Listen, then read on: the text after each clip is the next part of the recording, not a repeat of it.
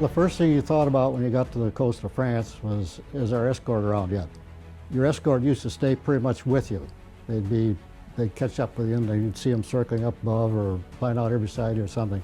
Early on, when we get border France going into Germany, you'd see them all turn around and go home, which left you with a nice feeling. But then and of course the Germans knew that too. So if it was going to be an attack, they'd wait till your fighters went home and then they'd come after you. I was flying escort with my squadron one time, and the bombers were about 3 or 4 miles off to our right, and we were on the same level with them. And I looked over, and all at once I saw a German fighter come diving down on this B-24 and pulled up behind him and blew him away.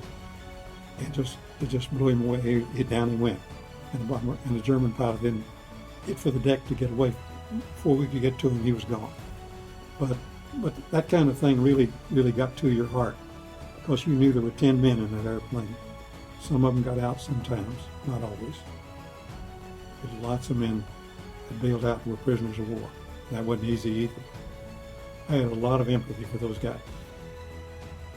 I was gone 8 days across northern Germany. No sleep, no food, constantly adrenaline driven, feeling they're after me.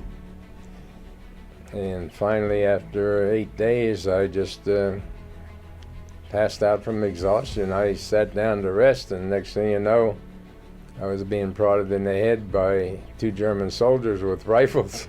I made no attempt to discuss the program with them. On the ground after the mission or before, when you're not flying, you could see the strain on the individuals that were under this pressure. We used to call them flak happy, and all of us got flak happy before it was all over. You'd start getting a tick in your face, or your eyes would be jumping around, or you'd be nervous in the service type of thing we used to say. But we accepted that as being part of the environment, I guess you'd say. But almost without exception, no one cracked. And when I crashed on fire, I didn't have time to think about fear. What I did was automatic. I tell people that I wasn't really flying that airplane, that God had his hand on the control stick. You don't remember serial numbers on an airplane. You don't even remember sometimes the call letters, QPJ or QPB, but you have something pictorial that the eye can remember.